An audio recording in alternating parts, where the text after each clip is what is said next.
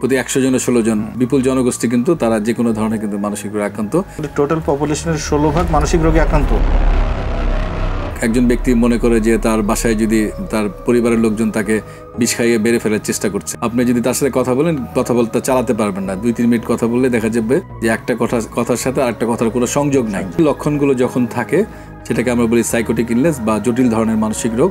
প্রাপ্তবয়স্ক জনগোষ্ঠীর 16% যে কোনো ধরনের মানসিক রোগে আক্রান্ত।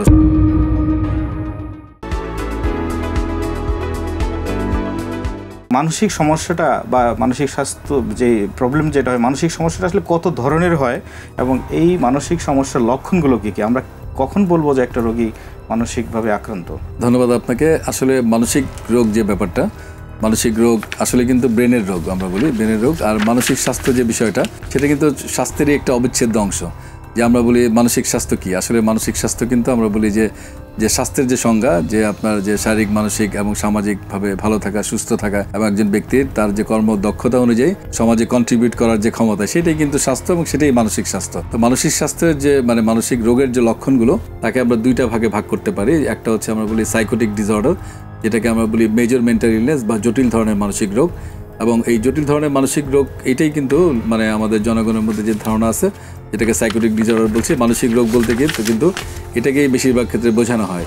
এবং এর মধ্যে যে প্রধান লক্ষণ সেটা হচ্ছে আমরা বলি যে ডিলিউশন, ভ্রান্ত ধারণা বা ভুল ধারণা, সন্দেহ, অবিশ্বাস। যেমন একজন ব্যক্তি মনে করে যে তার বাসায় যদি তার পরিবারের লোকজন তাকে বিষ খাইয়ে বেড়ে ফেলার চেষ্টা করছে, সেটা একদমই অবাস্তব, অবান্তর।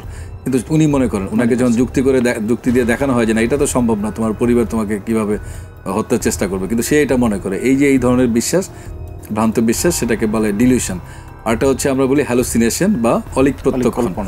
যেমন আপনার কোনো পারসেপশন নাই, কোনো সাউন্ড নাই, কোনো কিছু নাই, কিন্তু সে অদ্ভুত ধরনের মানুষের কথা শুনে, শব্দ শুনে। যেমন সিজোফ্রেনিয়া ধরনের যে সাইকোটিক ডিসঅর্ডার, যেটা সেখানে যেমন কানে গায়েবী কথার মতো অনেক লোক কথা বলছে তার আচরণ সম্পর্কে, তার সম্পর্কে আজে বাজে কথা, খুবই অশান্তির মধ্যে থাকে। কথা এবং সাউন্ডও শুনে, হ্যাঁ সাউন্ডও শুনে, অনেক সময় অনেক কিছু দেখে যেটা বাস্তবে নাই আসলে। যেমন সে অনেক সময় ভয় আতঙ্কিত হয়ে যায় এইসব কারণে। ওইটাকে আমরা বলি হ্যালুসিনেশন। আরটা হচ্ছে আমরা বলি ডিসঅর্গানাইজ স্পিচ, অস্বাভাবিক ধরনের আচরণ যেটা সমাজে গ্রহণযোগ্য না।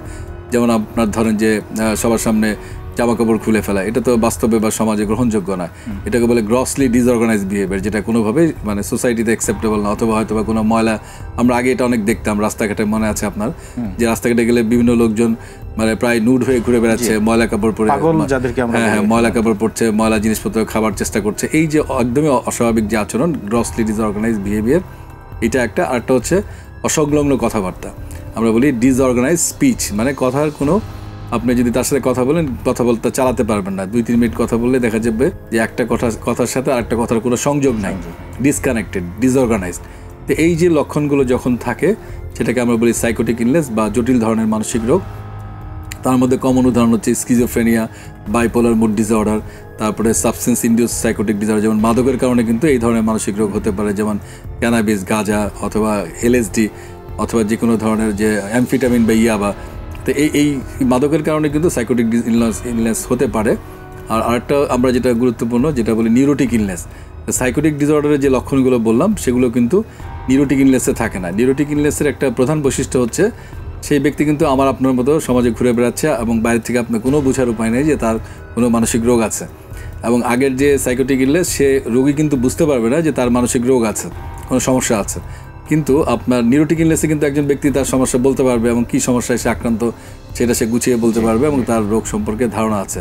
এবং নিউরোটিক ইলনেসের যে প্রধান যে কতগুলো কমন যে মানসিক রোগ, তার মধ্যে বিষণ্ণতা অন্যতম, উদ্বেগজনিত মানসিক রোগ, অযথাই সবসময় উদ্বিগ্ন থাকছে অফিসে যাওয়ার আগে, ক্লাসে যাওয়ার আগে, অথবা অহেতুক টেনশন, অবসেশন বলি আমরা, একই চিন্তা বারবার আসতেছে, সরাইতে পারছে না। তারপরে আমরা বলি যে অনেক সময় প্যানিক অ্যাটাক হয়, আতঙ্ক ভাব, অহেতুক, হঠাৎ করে কথা নাই বার্তা নেই, শ্বাস বন্ধ হয়ে যাচ্ছে, বুকে ব্যথা, মনে হচ্ছে তার হার্ট অ্যাটাক হচ্ছে, কিন্তু দেখা যাচ্ছে এই ধরনের কিছুই পাওয়া যাচ্ছে না। তারপরে মানসিক চাপজনিত স্ট্রেস ডিসঅর্ডার বলি, অ্যাকিউট স্ট্রেস ডিসঅর্ডার, তারপরে পোস্ট ট্রমাটিক স্ট্রেস ডিসঅর্ডার। তো এই যে রোগগুলো, এই সবই মানসিক, এটা মানসিক রোগের একটা শ্রেণীবিন্যাস, যেটাকে আমরা বলি নিউরোটিক ইলনেস। তবে যেটা বললাম শুরুতেই বলেছি, ইন্টারেস্টিংলি নিউরোটিক ইলনেসের সংখ্যা অনেক বেশি, প্রিভ্যালেন্স রেটটা বেশি। যে আমাদের জাতীয় মানসিক স্বাস্থ্য ইনস্টিটিউটের যে গবেষণায় দেখা গিয়েছিল যে প্রাপ্তবয়স্ক জনগোষ্ঠীর শতকরা 16% যে কোনো ধরনের মানসিক রোগে আক্রান্ত সারা জীবন। হ্যাঁ, 100 জনের 16 জন। সেক্ষেত্রে মাত্র 1% কিন্তু ওই সাইকোটিক ইলনেস। তার মানে কি আমরা বলতে পারি আমাদের টোটাল পপুলেশনের 16% মানসিক রোগে আক্রান্ত, মানে তাদের জীবনে কোনো না কোনো সময় মানসিক রোগে আক্রান্ত হয়েছে বা এখন আক্রান্ত আছে। মানে আমরা বলি যে প্রিভ্যালেন্স মানে হচ্ছে আগে ছিল অথবা বর্তমানে আছে। এই সংখ্যাটা তো অনেক হিউজ বলি আমরা, যে প্রায় প্রতি 100 জনে 16 জন, মানে এটা তো অনেক, মানে বিপুল জনগোষ্ঠী কিন্তু তারা যে কোনো ধরনের কিন্তু মানসিক রোগে আক্রান্ত। কিন্তু নিউরোটিক ইলনেসটা কিন্তু, সাইকোটিক ইলনেসের লক্ষণ কিন্তু সাধারণ জনগণ দেখলেই বুঝতে পারে। তার অস্বাভাবিক আচরণ, অসংলগ্ন কথাবার্তা, একা কথা বলা, ভাঙচুর, সহিংসতা, তো এই যে মানে ব্যক্তিগত পরিচ্ছন্নতার অভাব, জামা কাপড় মানে অগোছালো, এটা কিন্তু দেখলেই বুঝে যে তার আছে, মানে মানসিক রোগ আছে। কিন্তু নিউরোটিক ইলনেস কিন্তু যেটা বললাম যে সে সুস্থ মানুষের মধ্যে কিন্তু স্বাভাবিক জীবনযাপনের মতো ঘুরে বেড়াচ্ছে, কিন্তু তার কিন্তু সাফারিং হচ্ছে, তার পরিবারের হচ্ছে, এবং এই কারণে তার কর্মদক্ষতা কমে যাচ্ছে, তার পড়াশোনা, ব্যক্তিগত সম্পর্ক, চাকরি, ব্যবসা বাণিজ্য সবই কিন্তু ক্ষতিগ্রস্ত হচ্ছে। আলটিমেটলি কিন্তু মানসিক রোগের কারণে কিন্তু আমাদের ব্যক্তিগত জীবন, পারিবারিক জীবন, তারপরে অর্থনীতি বাধাগ্রস্ত হচ্ছে এবং সব সামাজিক জীবন সবই কিন্তু খুব গ্রসলি ইম্পেয়ার্ড, আমরা বলি বড় ধরনের ক্ষতি হচ্ছে।